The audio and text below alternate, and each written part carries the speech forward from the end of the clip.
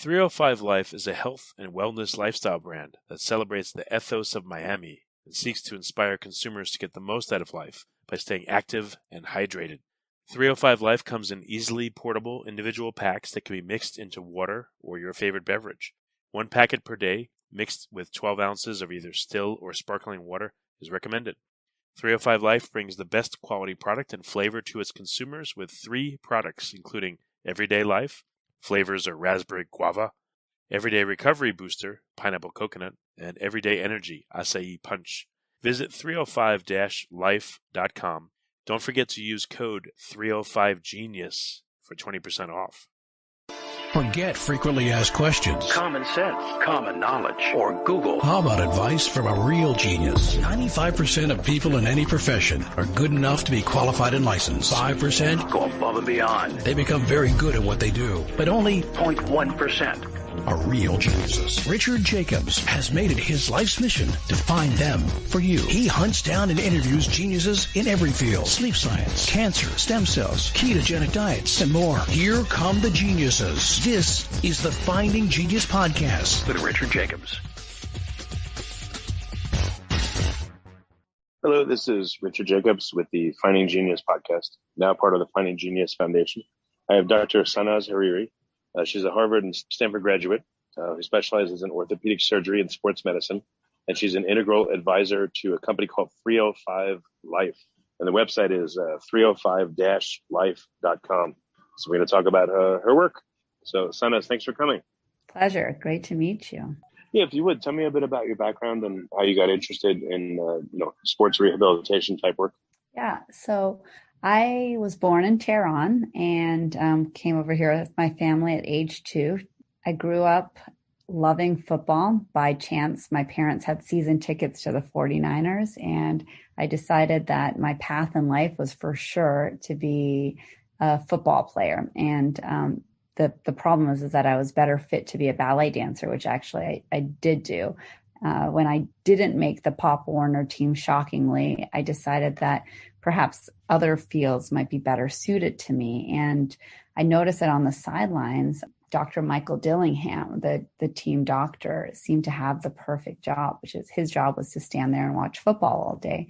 And to an 8-year-old, this was very compelling. So I decided to get in touch with him when I was in junior high, and he would graciously enough let me follow him. So I was able to stay in touch with him throughout high school, go to his clinics, and really learn what it meant to be an orthopedic surgeon, and just captivated. And so even my 8th grade thesis was on turf injuries for football players and as that relates to natural grass. So this has just been something that I've been working towards since I was a young kid. Now, for me, this is humbling to be on this podcast about that the genius title. What I feel in terms of my path and what potentially uniquely qualifies me to talk about knees and shoulders is because I really believe that growing up, what I did, I wanted to make sure that I could honestly say that I was as good as anybody in the world. And to me, that means just working as hard, if not harder than anybody could possibly work. And so in training, that means just studying the hardest, doing the most hands-on cases. And I always just pushed myself. So my undergrad, I went to Harvard for undergrad. I went to Stanford for medical school. Then I went back to Harvard for 5 years for my residency. And there's a little funny anecdote. So when I matched for my residency, I immediately called the Harvard office and I said, I want to do my internship at Mass General Hospital. And the internship is the first year of any surgical residency. It's general surgery to begin with. And the lady on the other line said, oh yeah, no problem. We could get you Mass Gen. And I said, well, how's that possible? Like, I'm excited about that, but why? What, am I the first to call? And she says, no. We've already gotten 10 requests from other people not to be at Mass Gen. So Mass Gen is just a brutal internship, but it is man's greatest hospital, MGH. And it was one of those things where I just feel like if I'm going to do something, I want to get the absolute best training, and how brutal it is, inconsequential. So I did my residency at Harvard, stayed there for a year to do a knee replacement fellowship. And then I came back to Stanford and I did a sports arthroscopy fellowship. So I've been in private practice for 12 years and basically longitudinal knee care, everything from sports injuries to total knees and trying to keep people out of the OR. That's a huge emphasis of my practice. And then and shoulder issues as well. So rotator cuffs and labral tears and arthritis of the shoulder. So those are all under my purview. Interestingly, just March 15th, a book came out called Brilliance Beyond Borders. And I'm super thrilled to be involved in that. A couple of years ago, the author called me, and she's an immigrant, a woman who is also an immigrant, and she's a journalist. And her dream, she said, was to put together a guidebook, a so-called guidebook for other people coming over. And when they arrived, to say, well, what are different paths I could take in the United States? What are some experiences I can learn from? And so she interviewed me a couple of years ago, and I thought, okay, well, this is a great project. I hope it happens. And then just last year, I got an email from the publisher that it was going to be published. And I was just so excited to be able to share all the things that I feel that worked well for me with everybody, people who are immigrants who have been here. So what is 305 Life? Is that what you'd like to focus on for this podcast? Sure. So I'm happy to focus on 305 Life and knee and shoulder issues, all three of those fields across the board. So happy to do a give and take on all three of those fields. So 305 Life is a nutritional supplement that is meant to give a fun twist on nutritional supplements, potentially for people who don't usually see that in their wheelhouse because of the flavors that have been formulated for it. So 305 Life is backed by Pitbull, and he, of course, is Mr. 305. And so the flavors are really fun. So it's combining some ingredients, which I'm about to go into, with flavors that are approachable. So raspberry guava, pineapple coconut, and there's actually even formulas online, recipes for fun mixed drinks that you can have. So why I really like the 305 Life line is because it involves ingredients that are very helpful in terms of keeping people away from the OR, ironically, given that I'm a surgeon. So, for example, resveratrol. So I think you might have heard about the French paradox. The French paradox is people in France seem to be able to drink and eat fatty foods that many of us would have considered would be really high cardiovascular risk, but they don't seem to have the same cardiovascular profile that an average American would have. And potentially one of the things is that their drink intake has resveratrol, the red wine nutrient.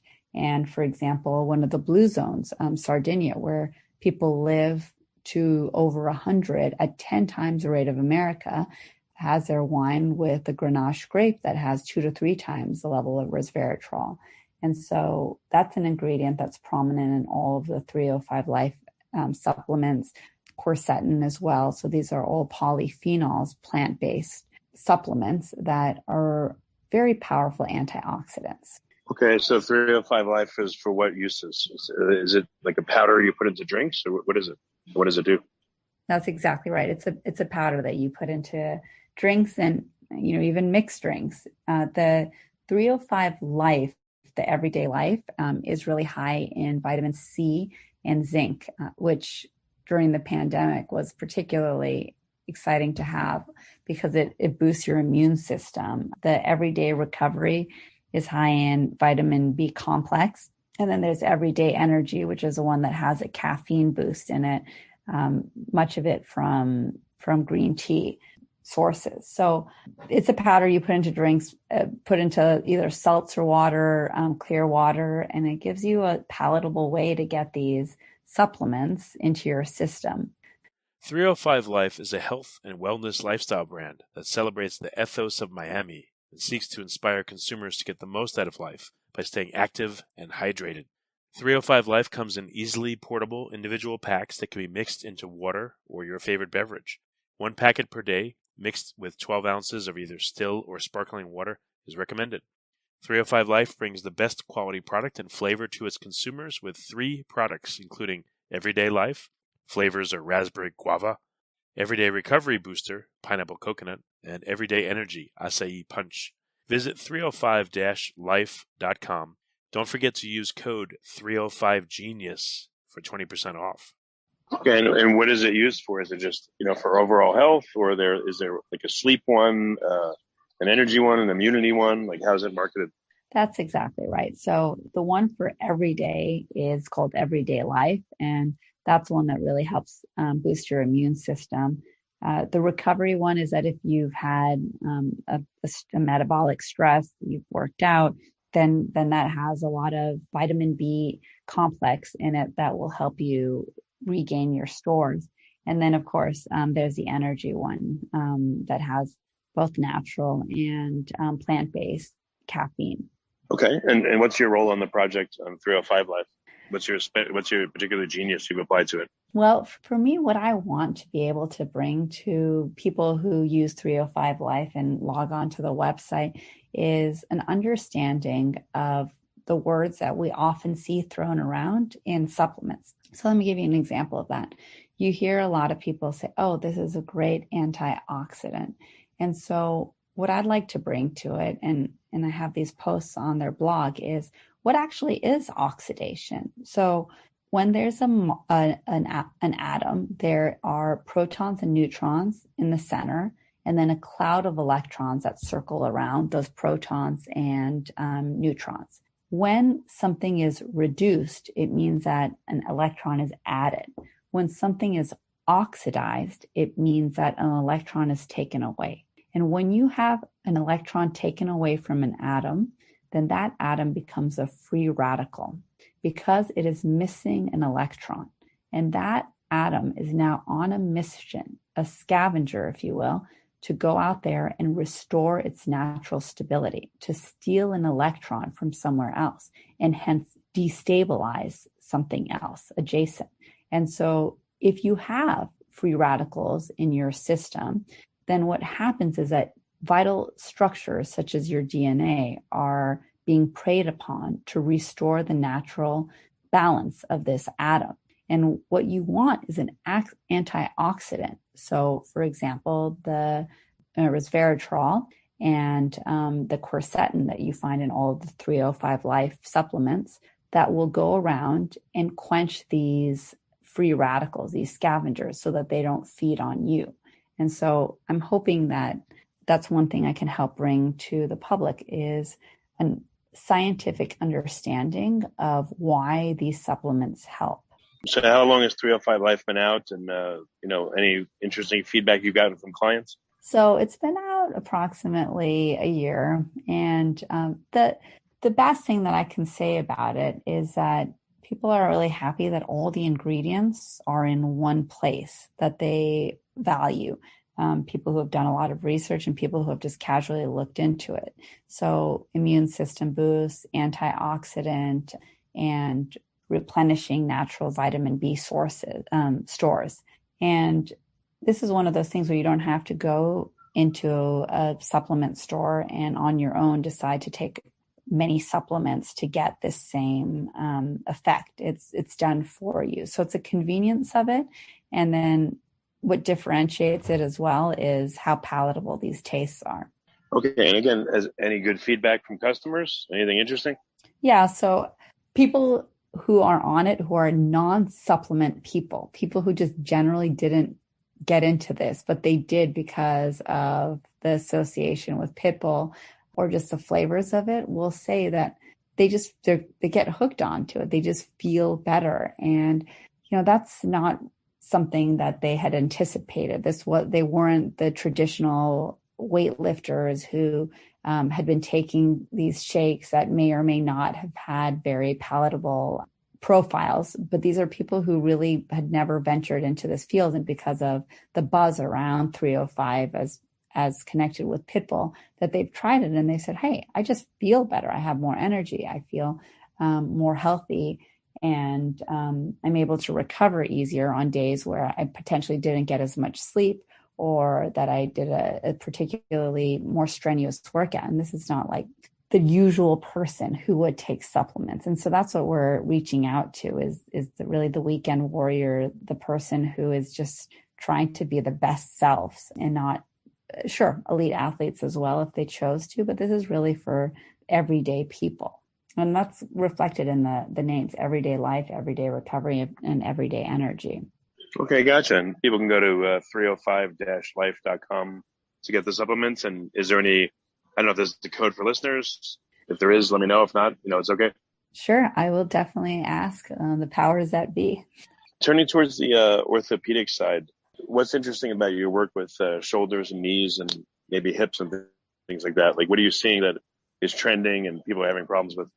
So I'd love to talk about one misperception about a word that's very commonly out there. So arthritis. And I know that the word arthritis is prevalent, but an understanding of it is not prevalent. And it's so much of what my job revolves around. So arthritis is quite simply cartilage thinning out or being damaged. And I'll have people that we're going to do that have arthritis and that we're planning arthroscopy, and they say, "Hey, doc, can you just scrape out the arthritis?" And so I'd love to be able to help people understand the pathophysiology of that. So arthritis is cartilage thinning out, and cartilage can thin out for a wide range of reasons, but the most common reason is osteoarthritis. So osteoarthritis is wear and tear. It's a cartilage thinning out because you are using it. And you may not even be using it significantly, but your genetics might have a weaker cartilage structure, so less highly cross-linked, and it wears out easier. And in that case, over time, little by little, you will lose the cartilage thickness. And at one point, and everybody's heard this word, it's bone on bone. And the key is not to get there. Because the one solution we have right now, and it's stunning to patients when we chat about this, because it just seems in 2022, don't we have any better? We simply don't. It's a knee replacement. Knee replacements are very effective surgeries, but they have a lifespan of 15 to 20 years on average because they loosen. And it's a pretty challenging 6 weeks of recovery. Nobody's ever happy that they had a knee replacement in those first 6 weeks. It's much better than it had been in the past. Our techniques are MIS, minimally invasive surgery. We're getting them in through the smallest possible incisions at this point, doing quad sparing, meaning not cutting into the quad. But the fact of the matter is you're still having your knee resurface. You still don't have your natural anatomy. And I would love the listeners to get into how you can not get to that point. And so let me share with you some things. So for example, it's wear and tear. It's osteoarthritis in most cases. Keep your weight, and keeping your weight down is actually very diet dependent. And so I'd recommend people to look into things like Michael Pollan's food rules with a very simple message, which is eat food. So very powerful. Food is something that is not made in a factory. It actually is made organically. So food in general doesn't have labels on it. Apples don't have labels on it. Chicken doesn't have labels on it. So in general, try to avoid eating things that have labels on them. So eat food, mostly plants. So, and I've seen that there's been other people on your great podcast that are plant-based advice, dietitians, that just really good advice on that. So eat plants, because plants have a lot of these supplements naturally occurring in them, and then eat less, because this is just pure calories in, calories out. And gosh, any of us who've been on a treadmill and looked at that calorie ticker going up, you have to work really, really hard to eat like 1 or 2 cookies, Losing weight is helped by exercise, but really the basis of it is diet. And not like you're starving yourself diet. That just never works, but it's revamping the way you look at your diet. Okay, so in terms of the surgeries that you do and when you help people with arthritis, et cetera, Do you talk to them about diet, or do you deal more with just the surgery and the recovery and the physical therapy aspects of things? No, as for as many people as I see who are coming in to see me for surgery, just as many are coming to see me to ask me how they can defer or avoid surgery. And so at least half of my job is talking about ways to defer surgery. So let me give you my advice on that. So keep the weight down, keep the impact down. So over time, you may have loved to play soccer or basketball. Well, maybe at some point it's time to do things that are lower impact, like a swimming, elliptical, biking. So runners will often find a passion for biking. So decrease the impact on your joints. This is purely mechanical.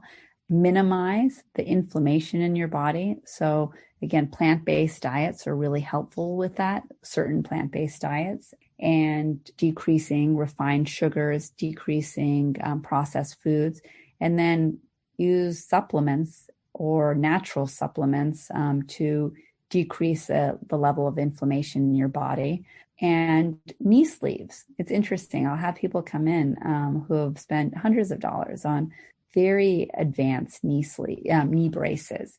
And often just a simple knee sleeve is as good, if not better, because it doesn't decondition you. It doesn't give enough support that it's not letting your muscles do the work. And so a wraparound knee sleeve, not Velcro, just a circumferential knee sleeve that you pull on, very easily available. I would always say size up because you don't want it to be like a tourniquet, but can actually make a huge difference in terms of compression and proprioceptive feedback.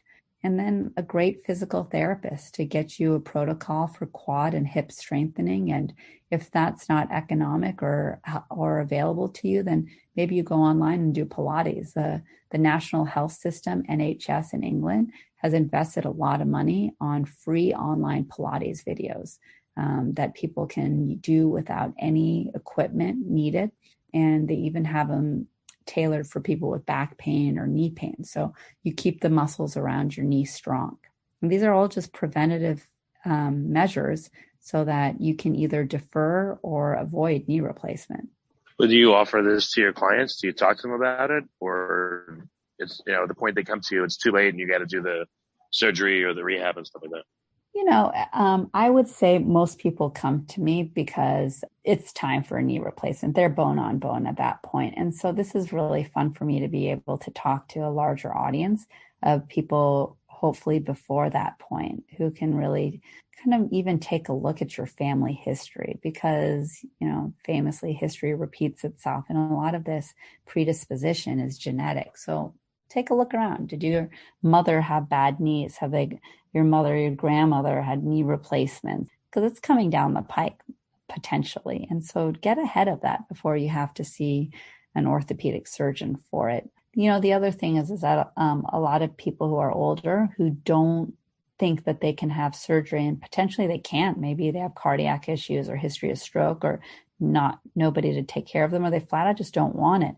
Sad for me when they're just not doing anything anyways because they feel like if they see a surgeon, then surgery is the only option. And it really isn't. We have injections such as cortisone and then hyaluronic acid, which is a natural lubricant that we can do. And I have actually I feel like I'm the team doctor of the nuns in the area. I have a bunch of them in their 80s and 90s who have decided probably quite correctly that surgery is not for them. They'll come in every 6 months and get cortisone, and then 2 weeks later, a series of the hyaluronic acid injections, which are fully covered under Medicare. And it turns the things around. They're able to go on walks. They're able to have lunch with their friends. They're not homebound. And that's as gratifying to me as it is to be able to surgically treat somebody. It's all the same, it's getting somebody back to the level of function that they miss. Do you see that surgery is just as good as dietary intervention and prevention? So surgery is really the only option for people who are advanced arthritic and have tried therapy, weight loss, and injections. And then at that point, their quality of life is still not sufficiently at the level that they want, and that's it. Then you do surgery and you just throw yourself into the rehab. The other options should all be tried before you get to that stage. Okay. So I was just wondering if you it sounds like, the common advice is it's better to hit it early on than wait to the last minute and you have nothing left except surgery and pain and rehab. That's exactly right. You really should be thinking prevention early on. And a lot of this is because once the inflammatory cascade is started, is commenced, it really snowballs. And the more degenerative factors you have in your knee, like IL-6 and cytokines and metalloproteases, those feed on each other and create more and more inflammation and more destruction in the joint. So you're absolutely right. Get in front of it early. Keep the low impact on your joints, whether that be decreasing impact activities or your weight, have the healthy diet. These are all things that you should be doing before the cascade really gets out of control. So when you do surgery on someone, do you encourage them to improve their diet, do other stuff, or by that point you just do the surgery and the rehab and that's it? Well, so I tell people that the reason why the knee is going to fail over time inevitably is that it's cemented in place. And in the past, the polyethylene insert, basically the high grade plastic that we put between the two metal, that used to be our rate limiting step, that it would wear with time. And at this point, we have figured out how to sterilize it and dope it with vitamin E, which is another great antioxidant. And the liners are working really well and are lasting much longer than we'd ever seen before. Now, the cause of failure at this point, the rate limiting step, is the cement. With time, it will crack. And these little micro cracks will become macro cracks, and there will be loosening of the joint over time. And especially in younger males who, once they get their knee replaced, they're like, all right, now I get my life back. And they forget about it and they do all these high impact activities. And so, yes, my sort of parting words during, the end of the rehab is, hey, preserve this knee. Don't do high impact activities. Keep your weight down. Keep your muscles toned so that it minimizes strain on the knee. So, it's all about preserving the implant, because a total knee is a tough thing to go through, but a revision knee which is what happens when a knee becomes loose, is even a bigger challenge, and it has much higher risks, particularly of infection. And what do you mean? What happens to someone that has a knee replacement and they've gotten to the point 15 years later they need a new one? The technology should have been upgraded. So is it harder for them to get a second knee replacement, or what's the issues? It's not that per se it's harder. It's a harder surgery, but there's scar tissue. And when the old implant comes loose, a lot of the times the cement loosens with a chunk of bone. And so you don't have the same native tissue. So that scars in a very different way than native tissue does. And the other thing is that you have bone loss because you've already cut a certain amount of bone to do the initial knee replacement. Chunks of cement might have taken off more bone, and then there has to be more bone cut to create fresh surfaces for the new knee replacement. So it's that you've already taken away a lot of the natural anatomy, and now you're taking even more. So it's a much more challenging surgery and recovery. All right. And what about shoulders? What kind of shoulder issues do you deal with? So I deal with a lot of rotator cuff issues. And I'm glad you asked about that because, by the time they come and see me, I'm a surgeon. It's usually a structural issue. They've torn something. Now, sure, if you're falling and you grab something and you tear your shoulder, rotator cuff, well, that's an acute injury. There's really not much way that you can prevent that. But what I'm talking about is that wear and tear, rotator cuff tearing over time. And so in general, with weight training, and even now with the pandemic that so many people are working from home, there's a lot of tendinitis issues. A lot of it is just understanding the mechanics of the shoulder. So when your elbows are by your side, you have a tremendously better mechanical advantage than when your arm is outstretched and you're lifting something. So for example, if you're going to lift a very heavy bag of groceries, try not to do that with your elbow extended, because now the lever arm is that much higher and the stress on the rotator cuff is that much higher. If you're getting along in age and you're doing your exercises and you want to have the best mechanical advantage, keep your elbows by your side as much as possible. Biceps, triceps, rowing. I see a lot of people who have done a lot of weight training who have really early osteoarthritis. So again, wearing of the cartilage inside the shoulder. And this analogy makes a lot of sense to people. So you hear a lot of people getting hip and knee replacements, but it's not as common to be getting a shoulder replacement. The reason why is that you don't walk on your shoulders, whereas you walk on your hips and knees. And so A, you're not in general usually loading your shoulders much, you're not wearing it out. And B, even if you did wear it out, you're not obliged so much to do surgery because you can modify your activity. Again, keep your elbows by your side for any significant lifting activities. Avoid repetitive activities, particularly over shoulder levels, such as, reaching up high to prune a tree or paint a house. Don't be lifting heavy objects over shoulder level. You're really stressing out one of the rotator cuff muscles called the supraspinatus, which tends to do most of the work and is the smallest of the tendons. All of these are just preventative strategies that allow you to activity modify and potentially not have to do a shoulder replacement. But, as you said, it's better even yet not to get to that point where you're talking shoulder replacement. So ergonomics at home for all these people who are working from home now, a lot of money was put into commercial office buildings for ergonomic, and that simply is just blown up when you go home. So just some quick tips for your listeners. Keep your elbows by your side as much as you can when you're mousing and when you're typing.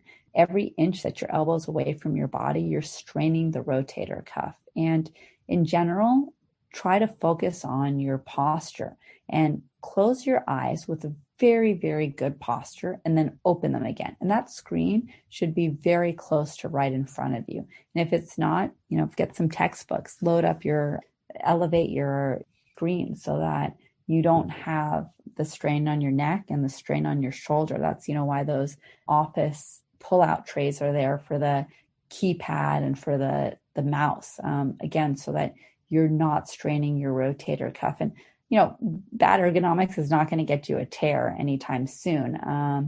It'd have to take quite a while, but it does cause tendonitis, and that's not an easy thing to live with. And so prevention. Yeah, but once people have these problems, you're just saying there's nothing they can do. They just have to limit their motion, and that's it. Just live a reduced life, or what?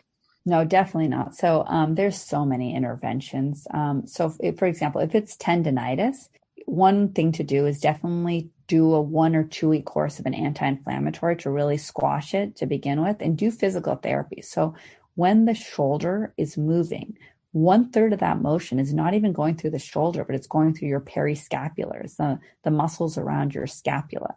And a really skilled therapist usually get that advice from a friend who's had therapy, somebody that they really clicked with, or an orthopedic surgeon who knows the landscape in your area very well. But the talented physical therapist will be able to strengthen the compensatory muscles that allows that particular rotator cuff muscle to rest and calm down and not take all the strain.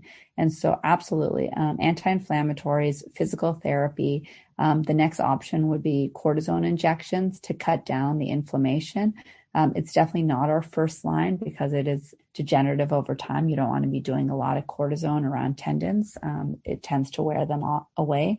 But, 1-time, potentially 2-time dose of cortisone is pretty negligible. And then if it is a tear, then that's when a surgeon gets involved and does a repair. And, the technology we have right now for repairs is just absolutely beautifully elegant. Arthroscopy is, when I started training, that was when that real transition was coming, where people no longer cut through the deltoid and opened up to look at the rotator cuff. They could do it arthroscopically, and the elegance of that surgery is really fun to watch and to be a part of.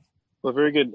Sanaz, what's the best way for people to find out more about your clinic and your work if they need help And then, I'll reiterate about 305 Life after that. Your clinic, how can they find out more? So I'm in private practice in the Bay Area in Los Gatos, and my website is www.dr, so doctor, SANAZ.com. Wherever you are, find an orthopedic surgeon to examine you and potentially, if needed, get x-rays and an MRI to figure out what's really going on. Because if you go to a physical therapist without that, it's really not fair to you in terms of your time or to the therapist, because it's a bit of a black box and they can just give you what's generic, but they can't really hone down in many cases what they're really treating. And so don't go in blindly. Get a workup done first. And I would say also is that do your physical therapy even after it ends, because those sort of things will recur with many of the overuse issues if you don't keep up with your therapy. So, for example, I have a lot of people who have patellofemoral syndrome. About 90% of knee pain is because of patellar maltracking. The kneecap, the patella, is not tracking in the groove of the femur, so hence patellofemoral syndrome. And people will come in and say, hey, doc, I have pain kneeling, squatting, going downstairs, going down hills. It's in the front of my knee. And oftentimes it's people who have just started running or have ramped up their running. So it's often called runner's knee. But, people who are not running at all will get runner's knee, just like people who don't golf get, golfer's elbow. But that's a kneecap tracking issue. And when you go to therapy and they help you strengthen your quads and your hip abductors, the gluteus medius, that will help your kneecap track better and you'll feel better. You'll be able to get back to activity. But then once that muscle mass starts declining again, those symptoms can recur. And so, when you're finished with therapy, either record yourself or somehow take notes about things that your routine that's working, so that afterwards, if symptoms do recur, life gets busy and you stop doing your exercises, then you can get back into the routine. Okay, well, very good. And then I want to mention again, as we talked about in the beginning, 305-life.com for the Pitbull backed supplements, the powders. So yeah, Sanaz, thanks so much for coming on the podcast. Any last words or things you want to bring up for people that we didn't cover? Well, one thing that I was reading your story that definitely touched me was that, you had seen, you kind of had great intuition about your doctors in terms of the limits of medical training. We're taught a certain wealth of information, but it's not all the information out there. And we're trained in an apprenticeship system. And so we really learn from the people above us in residency and medical school and our fellowships. And so, for example, supplements that could be helpful, that can even help you with things like chemotherapy to make your chemotherapy less difficult or even more effective. For example, look, the huge opioid pandemic that's out here in the United States and really sadly taking so many lives. And yet in medicine, we very rarely have the training to be able to tell people, well, narcotics and meds are not the only thing that can potentially be helpful. There's supplements that can also supplement, meaning that it's not the mainstay, but they're supplementary that can help significantly. So, for example, I live in California. CBD products are legal without even a prescription. And I'll tell my total knee patients, look, you could take narcotics after surgery. You could take Ambien to get to sleep, and you'll need, significant Western meds for that. But why don't you think about getting CBD gummies with a little THC to help you get to sleep? Doesn't have that addiction profile, doesn't have the side effects of constipation and dizziness. Am I at any, did I have training in that? Can I tell them exactly what the milligrams are? I've learned that over time. But if I hadn't really reached beyond the training that I've had and kept an open mind about that, that wouldn't have been offered to my patients. And so I encourage people to certainly consult with your physician, take the advice. Don't think that, for example, the famous case of pancreatic cancer being treated with supplements is going to go well for you, but use the supplements because the plant world has figured out a lot that we should really be paying attention to. I know that you've had these great series on CRISPR technology. Well, where did CRISPR come from? It's because bacteria have been fighting viruses for millions of years, and they figured out a way to have a mini immune system of their own. And I would encourage people to really dig into what's out there in the plant world to help supplement Western medicine. Okay. Well, very good. No, it's always nice to talk to a practitioner that's more open-minded than just, standard of care type stuff, because it doesn't seem like everyone's situation is solved by standard of care. So people that are more open to other modalities, their patients may have a better, go of it. So I'm glad that you do. Well, what an honor. Sanaz, thank you for coming on the podcast, and I appreciate you being here. And I really appreciate you having me on and giving me this platform. 305 Life is a health and wellness lifestyle brand that celebrates the ethos of Miami and seeks to inspire consumers to get the most out of life by staying active and hydrated. 305 Life comes in easily portable individual packs that can be mixed into water or your favorite beverage. 1 packet per day, mixed with 12 ounces of either still or sparkling water, is recommended. 305 Life brings the best quality product and flavor to its consumers with 3 products, including Everyday Life, flavors are raspberry guava, Everyday Recovery Booster, pineapple coconut, and Everyday Energy, acai punch. Visit 305-life.com. Don't forget to use code 305GENIUS for 20% off. You've been listening to the Finding Genius podcast with Richard Jacobs. If you like what you hear, be sure to review and subscribe to the Finding Genius podcast on iTunes or wherever you listen to podcasts. And want to be smarter than everybody else? Become a premium member at findinggeniuspodcast.com. This podcast is for information only. No advice of any kind is being given. Any action you take or don't take as a result of listening is your sole responsibility. Consult professionals when advice is needed.